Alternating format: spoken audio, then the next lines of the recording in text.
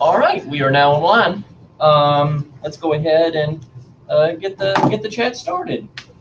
So first things first, we have the meetup notes for the next couple of sessions that we can probably go ahead and talk a little bit about.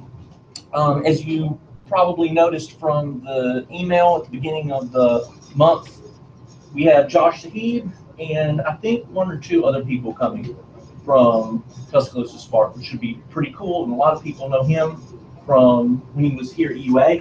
So I think that'll be pretty cool. And do we want to talk a little bit about how we wanted to share time with the other community notes? Because I know, Tori, you were going to sort of carry the talking stick on one of them, one or two of them. We had WP Campus, right? And then High Ed Web.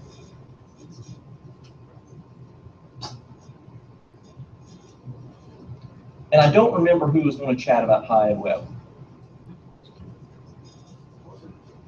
I don't remember either. I can talk a little bit about it. Okay. And Kim, we did talk about something for you. WordCamp. WordCamp, that was it. WordCamp is into Yes. 21st and 22nd. Right.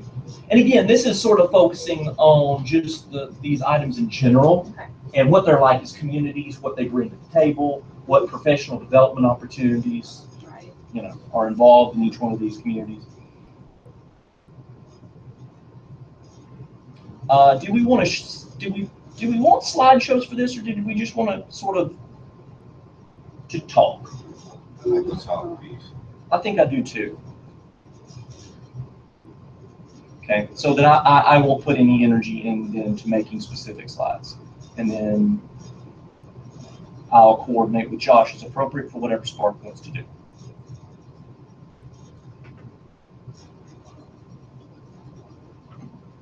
All right.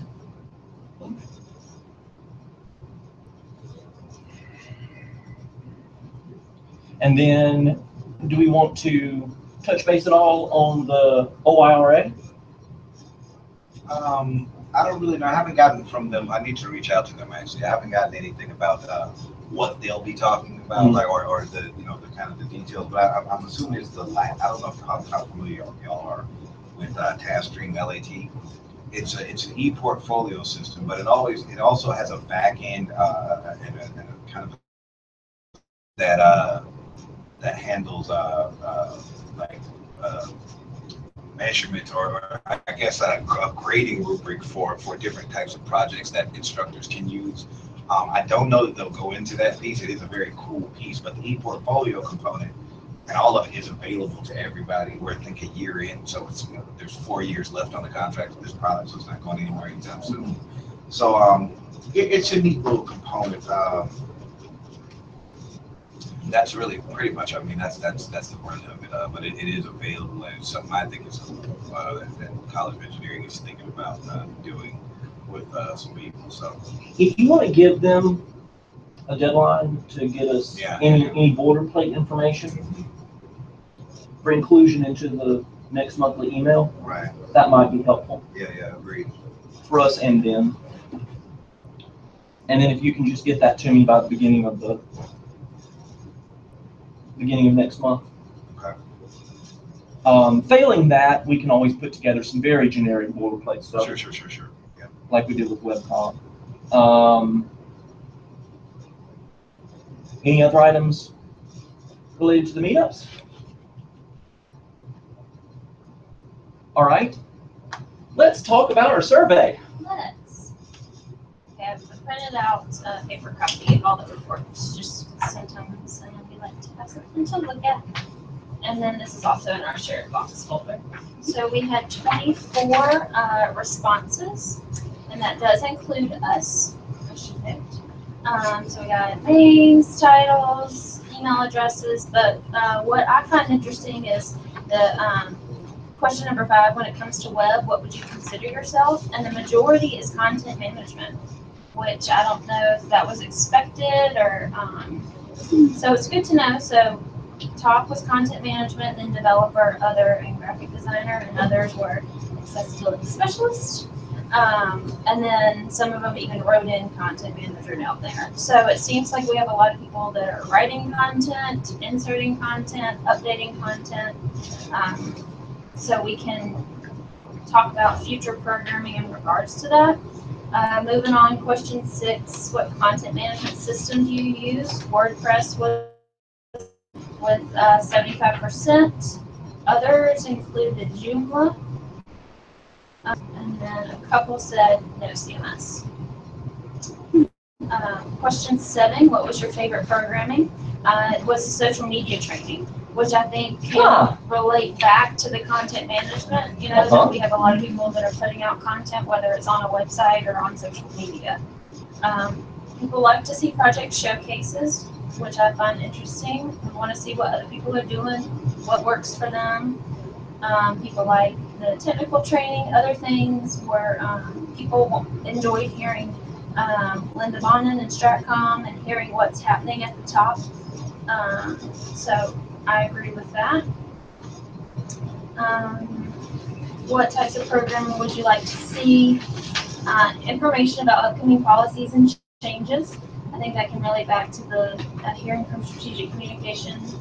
How to evaluate new framework, definitely more project showcases. That was mentioned several times. Accessibility as it relates to managers who create content. Again, coming back to content. Tool reviews, showcases, seeing what other people are doing. So it all really comes back to content. Social media, WordPress, practical tips, incorporating more video, educational, and then of course everybody wanted free lunch there at the end. So, I mean, y'all can look through these and evaluate them more, but I think the number one thing that I took away from it is content, and we need to be able to provide more programming in that realm, whether it be more of like offer a lunch and learn kind of thing, and just let's take a step back in content 101. How often should I change that picture on the homepage? How often should I be publishing to the CIO blog? How often should they be publishing to their college's news piece? And go with the project showcase approach. Just like, you know what, I try and change the picture on my homepage every semester, and let other people just kind of talk about that and what works for them. But I just found that it was interesting that almost all of it came back to content. It is interesting that the developer input was so low. And I think that that's absolutely reflected in the feedback. I worry a little bit that the lack of feedback from developers that we know exist, that's a concern.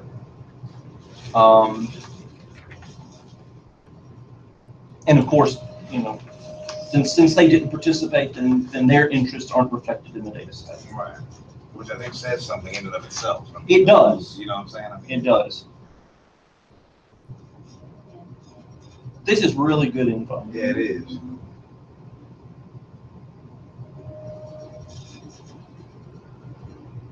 I think this is definitely worth doing once every 10 years. I don't think we've ever done a comprehensive survey. So This is cool. yeah, it really is. So how does this affect how we would like to orient ourselves for next year? Because we have a number of boilerplate sessions that we know we do every year, like, you know, the security and the social media, that are sort of rinse and repeat. The project showcases are highly organic, and a lot of times they are tied to specific launches that happen. Yeah. Like, you know, if a new OIT website launches, then it makes sense to sort of reach out to people and say, hey, would you like to do a show and tell?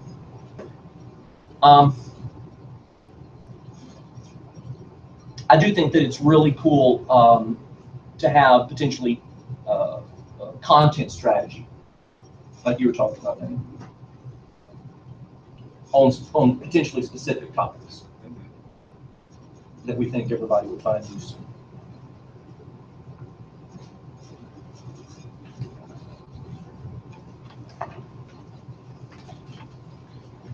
Well, yeah, I just think I mean, I think we kind of followed this as a guide of maybe what the kinds of things we, that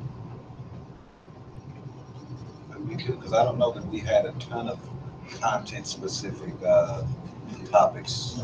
You know, it definitely didn't reflect this balance, you know, so I think that definitely gives us something to put in there, you know. And there's a lot of information really effectively communicated through the campus communicator forum.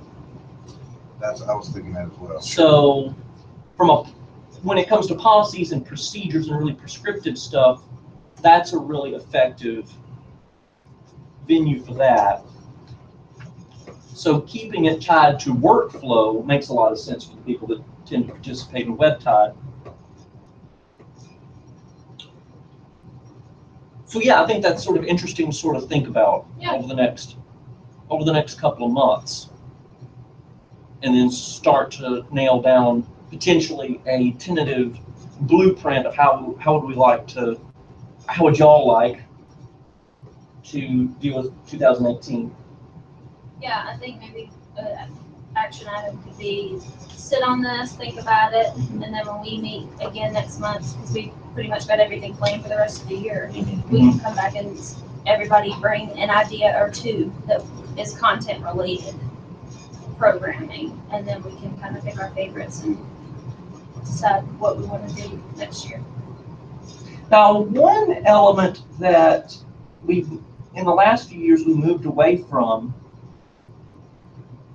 is having a lot of, basically we produce the content. We've moved more into the arena of providing a floor for other people to sort of present. Yeah. So steering it a little bit, but bringing in more organic programming that the coordinating group, or maybe even a dedicated group of individuals may put together a series maybe throughout the year, might be an interesting idea, where we actually generate the material. And that would be a way to sort of load balance between the projects that other people sort of bring to the table, and then the rinse and repeat things that we know we're always going to have every year, again, like social media and security, and then organic, WebTide topics that are produced internally. That, or I know at the campus communicator meeting tomorrow, there's like roundtables afterwards, and it's a bunch of different things, but one of them is like writing. And I don't know if this applies to everyone or just me, but just seeing content, I think writing mindset too. And like Taylor Bryant in Communications at Stratcom is going to talk about writing and how you reflect the storytelling brand into your writing and things like that. So I wish Andy's team was perfectly built out and they had like a specialist in that could come and talk to us about like, here's number one, how you write for our SEO. How do you get things to pop up when you search on UA.edu? Are you saying what you need to say? And number two, how do you reflect the UA brand strategies through that?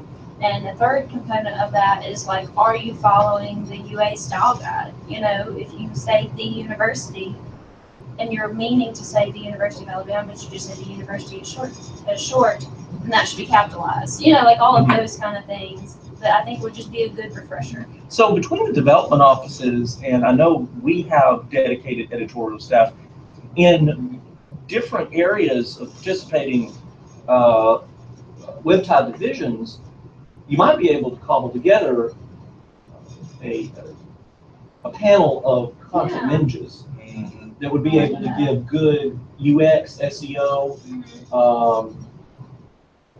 a comprehensive presentation on this topic. I like that idea, having a content panel discussion. Yeah. And I think that also helps, again, distinguish us a little bit from the Campus Communicators Forum, which is, a much more effective venue, I think, for communicating prescriptive policy stuff, just because of the way it's put together. And I also really like the notion of reinforcing components inside WebTide that lead to increased collaboration across divisions. That really feels like where WebTide's at its best. Yeah. So that's an interesting idea. I like that. And then if we could get that model, if that dog hunts, so to speak, then we could potentially do that for other topics as well. I don't know, maybe for design. This is cross-pollinates maybe a little bit with accessibility. Yeah, that's what I was just thinking. So I have in the works, but it hasn't been worked on in a little bit, creating accessible WordPress content, and which we can use to do that. We could even do like PDF and Word docs, because sometimes that's where content originates. And we can really go as far as that, or we not limited to WordPress, but just web content in general. Yeah. Like semantic structure and stuff like that. We could even go that route, because that would help. I think we do see when we have trainings, we do see a lot of content people from Yeah. Career Center and student life and stuff like that, and financial affairs. They come in just to make sure they're doing it correctly. So definitely. Cool.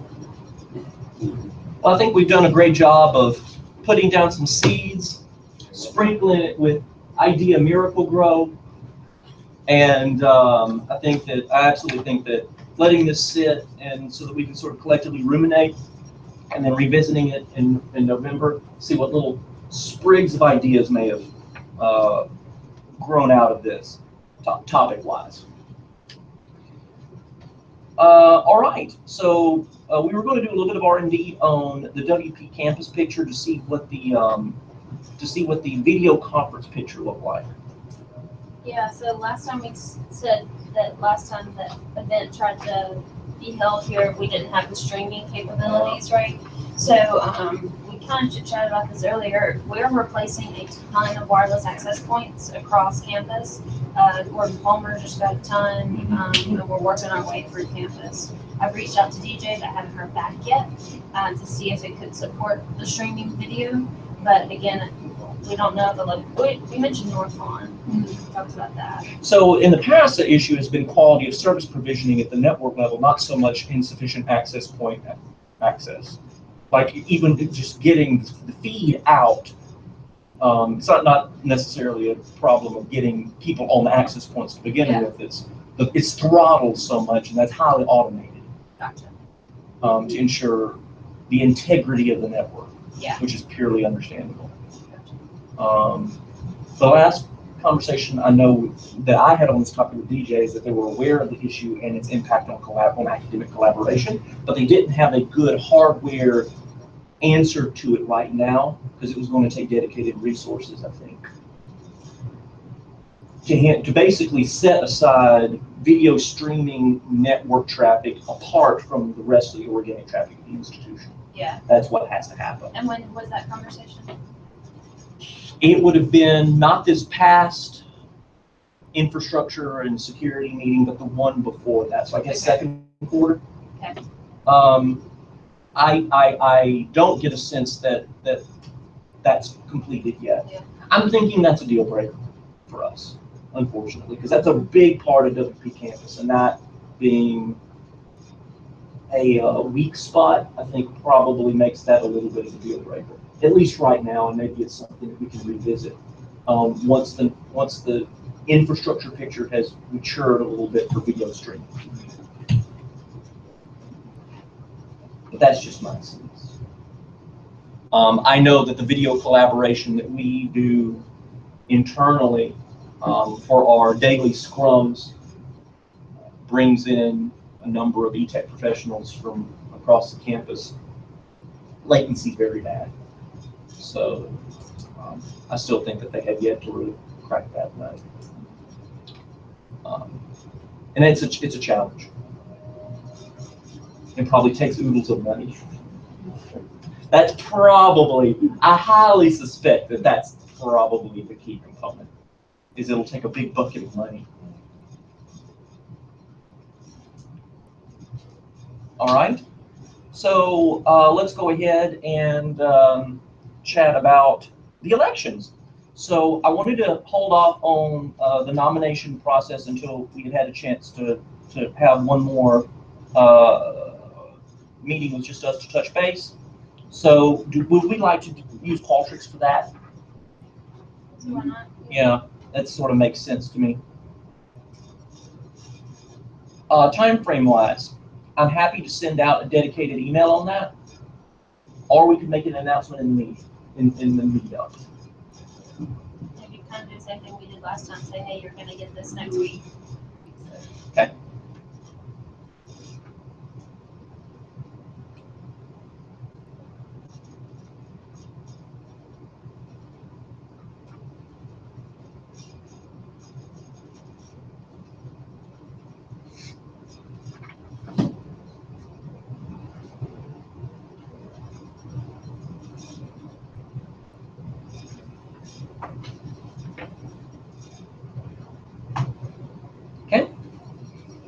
So, how would we like to facilitate the actual selection process?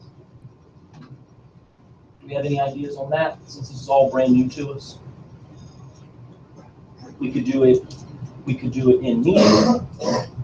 We could also, technologically, we don't really have a good framework for that, I don't think. How's it handled in PSA? PSA is just sort of nomination, right? You're nominated. Votes are Qualtrics. You vote for Qualtrics, yes. There's a committee that's dedicated to doing that. We could just use Qualtrics again. I mean, it can be, so you vote through a link that can only be accessed one time. And then, yeah, that's how it happens. So it's set up specifically. Okay. Yeah. But I'm trying to remember. Yeah, it's like one checkbox. Yeah. Alrighty. Well, that may be then the route that we go.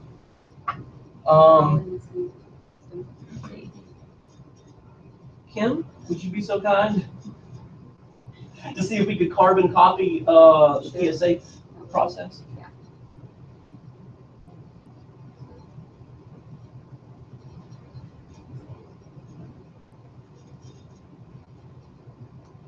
Great. We have an election system that the academics use inside arts and sciences, but it's really finely crafted, though, to the needs of the academics and when they need to do graduate council elections and all of that. It has the capability of doing on-demand distinct elections separate from that.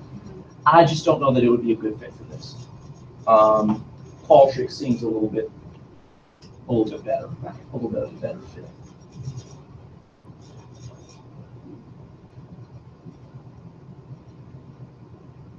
All right.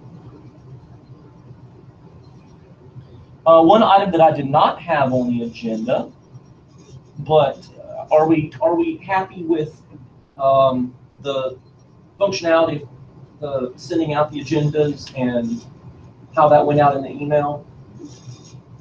Okay. I may add a little blurb to the agenda just saying that this may be updated up until the meeting.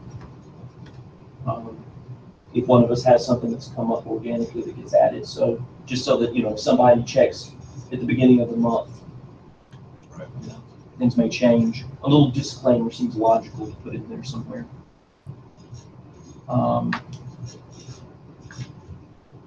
So no tweaks there then? We're happy with that? Okay. That was it for the agenda. Do we have any new business that we would like to sort of chat about while we're here?